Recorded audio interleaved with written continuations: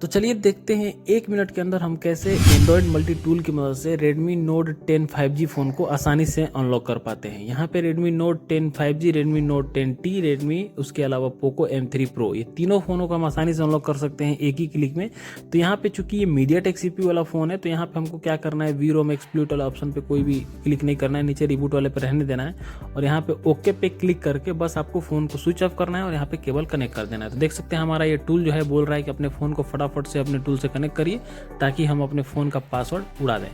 तो अब हम क्या करेंगे, फ़ोन को स्विच ऑफ करेंगे और जैसे हम केबल लगाएंगे volume up and down button दबा के देखिए यहाँ पे पोर्ट बना दिया है MediaTek USB पोर्ट और यहाँ पे हमारी प्रोसेसिंग जो है अनलॉकिंग की वो स्टार्ट हो चुकी है एंड्रॉयड मल्टी टूल के अंदर। हालांकि अनलॉकिंग में तो कुछ सेकेंड ही लगता है, बट हमारा फ़ोन को स्विच ऑफ करना, मॉडल देखना, ढूंढना, कनेक्ट करना, ये सारी चीज़ों को लेकर देखा जाए तो लगभग 1 मिनट मान के चलिए लग ही जाता है। और आप देख सकते हैं 1 मिनट के अंदर हमने इस फ़ोन को अनलॉक कर लिया है।